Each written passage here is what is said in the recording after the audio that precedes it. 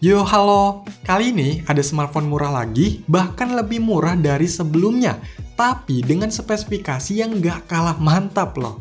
Ya, ini dia ZTE atau ZTE ya, dengan tipe Blade A72. Untuk harganya, pas saya beli ini 799.000 lewat shopping. Nah, dengan harga segitu, dapat handphone sebagus apa sih? Oke, langsung aja di unboxing. Di dalamnya, pertama ada kayak tempat gitu, yang isinya ada SIM ejector, yang bentuknya unik ya, kayak obat nyamuk. Terus ada kertas-kertas, ini untuk kartu garansinya resmi ya, dan ada semacam panduannya yang berbahasa Inggris. Nah, ini dapat case, dia modelnya soft, yang bening gitu, gak begitu tebel ya, tapi lumayan aja lah. Lanjut, ada unit handphonenya, ditaruh dulu. Ada tempat-tempat lagi nih yang isinya ada kabel data USB Type-C, terus masih dapat earphone, modelnya oke juga nih. Dan dapat adaptor atau chargernya, outputnya ini maksimal bisa sampai 10 volt 2,25 ampere atau 22,5 watt. Wah, bisa lebih ngebut nih ngecasnya. Udah nggak ada apa-apa lagi, jadi itulah isi dari boxnya. Lanjut, cek unitnya. Oke, jadi ini ada beberapa keunggulan dari handphone ini. Nanti bakal saya jelasin ya, jadi langsung dikletek aja. Nah, untuk unit yang saya beli ini warnanya biru. Selain itu ada yang warna hitam juga. Biar nggak sama kayak Itel A70, jadi saya pilih yang biru ini. Untuk di bagian depannya ini ada layar 6,745 inch. Terus atasnya ada kamera, earpiece, sensor, dan lampu notifikasi. Kalau bawahnya kosong ya. Di bagian sisi kanannya ada tombol pengatur volume dan power yang sekaligus jadi fingerprint scanner. Di sisi bawahnya rame nih, ada lubang jack audio, mikrofon, USB Type-C, dan speaker. Di sisi kirinya ada SIM tray, modelnya triple slot ya, jadi bisa pakai 2 nano SIM dan micro SD secara bersamaan. Kalau di sisi atasnya ini kosong ya. Untuk di bagian belakangnya ini ada 3 kamera yang utama 13 megapiksel, ada yang makro dan deep. Terus ada lampu flash, tulisan AI triple kamera, dan ZTE. Warna biru ini ternyata nggak full warna biru ya, jadi semacam gradasi gitu, dari biru ke silver. Tapi emang banyak birunya sih. Terus ada semacam tekstur garis-garis gitu, jadi nggak terlalu licin dipegangnya. Untuk bahan yang finishingnya bukan glossy. Kalau untuk bahannya ini plastik, untuk kualitasnya kerasa bagus sih, untuk sekelas harga 800 ribuan. Dari desainnya mungkin nggak asing ya, kayaknya ada gitu handphone Android lain yang mirip-mirip kayak gini. Jadi nggak begitu yang menarik banget, tapi nggak jelek-jelek juga kok. Sisinya ini nggak dibikin flat gitu ya, kayak tren handphone zaman sekarang. Jadi masih yang melengkung untuk yang sisi kiri dan kanannya. Tapi itu bikin megangnya lebih nyaman. Oke, coba dinyalain, semoga bisa nyala.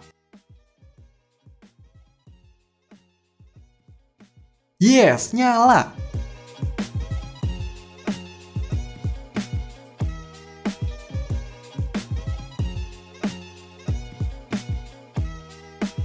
Dan inilah tampilan awal dari ZTE Blade A72.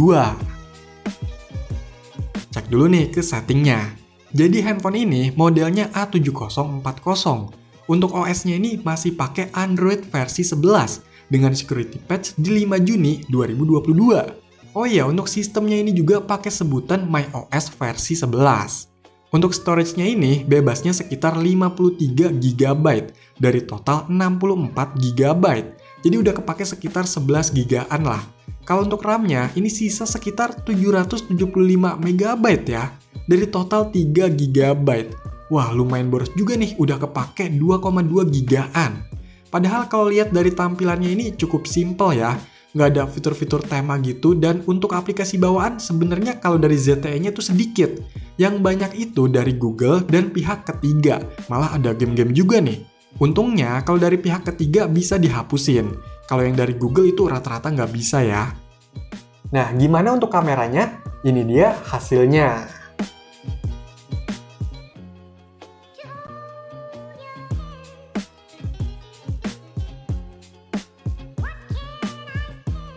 Oke, jadi ini adalah hasil perekaman video dari handphone ZTE Blade A72.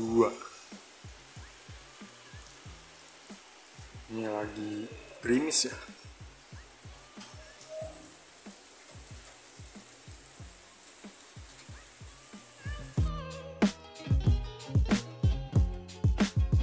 sebenarnya saya suka sama tampilannya.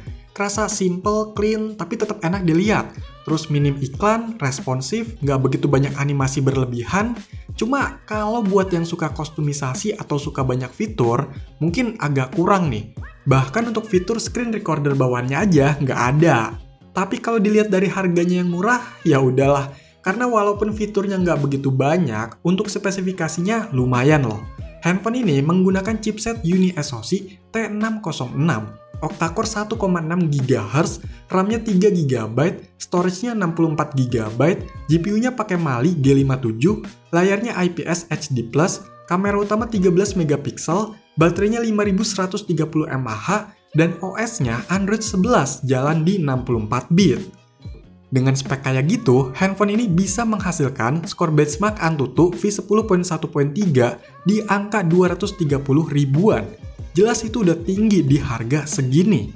Dan saya ngambil perbandingannya sama handphone di harga yang nggak beda jauh, yaitu Itel A70.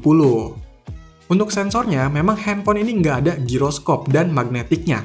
Tapi untuk sensor cahayanya ada, jadi ada fitur auto brightness-nya.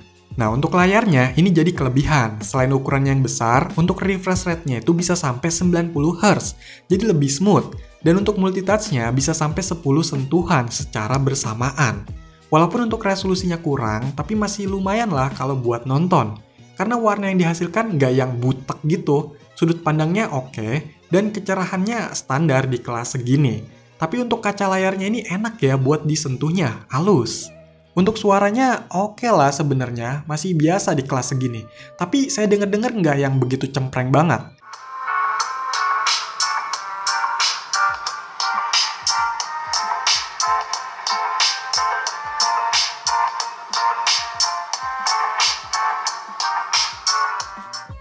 Cuma peletakan lubang speakernya di sini tuh sering banget ketutup kalau pas pakai handphonenya dimiringin atau landscape.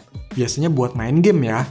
Nah, yang spesialnya media penyimpanan di handphone ini udah pakai UFS 2.2 yang berarti punya kecepatan transfer data yang tinggi.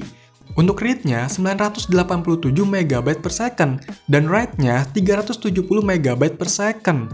Nih, perbedaannya sama eMMC yang dipakai di Itel A70. Lumayan kan? Dampaknya juga emang kerasa, buat buka aplikasi itu kerasa lebih cepat. Loading data juga nggak makan banyak waktu, pokoknya untuk yang berkaitan dengan transfer data itu bisa lebih ngebut. Dan memang itu bisa ngedongkrak performa dari handphone ini. Tapi yang namanya keterbatasan itu ada aja, apalagi ini handphone murah. Dengan kapasitas 64 GB, sebagian orang mungkin udah berasa nyesek untuk saat ini ya. Jadi harus lebih bijak nih manajemen data atau aplikasinya. Memang bisa ditambah pakai micro SD buat naruh-naruh foto, musik, atau dokumen. Tapi kalau untuk aplikasi itu cuma bisa diinstal di internal aja ya. Terus dengan RAM yang 3 GB memang udah kurang memadai, apalagi untuk aktivitas atau kebutuhan aplikasi-aplikasi yang berat secara bersamaan. Ya sebenarnya pas jalanin aplikasinya sih masih enak-enak aja, cuma di multitaskingnya itu loh yang keteteran. Kalau untuk aplikasi yang nggak begitu berat dan kita nggak banyak jalanin aplikasi lain, masih cukup lah. Nah, gimana untuk RAM virtualnya? Di handphone ini ada fitur buat nambahin RAM-nya juga sampai 2 GB. Jadi totalnya 5 GB. Pas saya coba emang ada sih perubahannya. Nah, ngomongin game, saya coba buat main game Mobile Legends. Untuk settingannya itu mentok di high. Yang ultra nggak kebuka ya. Kalau dari yang saya rasain, dengan settingan defaultnya memang masih bisa dibilang lancar. Dan untuk settingan high-nya itu agak sedikit kerasa frame drop, tapi nggak begitu yang parah banget, bahkan nggak kerasa juga sih. Yang ZTE A72 ini lebih enak kalau menurut saya. Sekali lagi, saya bandinginnya sama handphone di harga sekelasnya ya.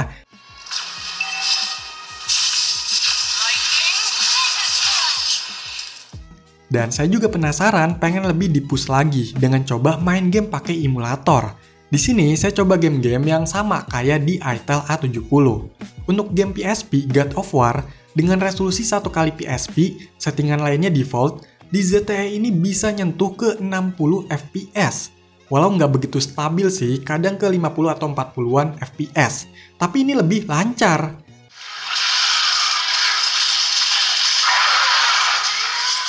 Terus untuk game PS2 yaitu Downhill, ini ternyata bisa dapat FPS sekitar 40-an. Bahkan kalau pakai prerender Vulkan bisa sampai 50-an FPS. Ya memang masih kerasa kurang lancar, tapi ini lebih mending dari sebelumnya.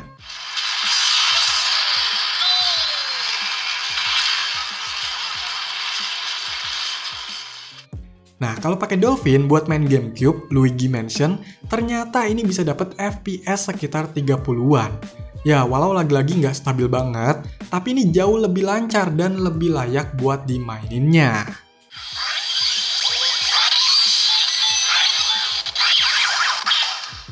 Untuk baterainya, ini memang termasuk awet banget. Screen on time pemakaian saya bisa dapat sekitar 9 jam. Itu lebih banyak ngegame juga. Misalnya main satu match di Mobile Legends settingan high sekitar 20 menitan, berkurangnya sekitar 4% sampai 5%. Dengan suhu yang nggak begitu panas, masih wajar. Dan untuk ngecharge-nya, dengan baterai yang 5130 mAh, pakai charger bawaannya dari 10% sampai full, itu sekitar 2 jam. Udah termasuk kenceng kalau menurut saya, tapi ingat untuk kelasnya. Nah, dari beberapa hal yang saya coba, saya bisa kasih kesimpulan, secara pemakaian handphone ini dipakainya enak. Untuk kelas handphone di harga 800.000 atau di bawah sejuta.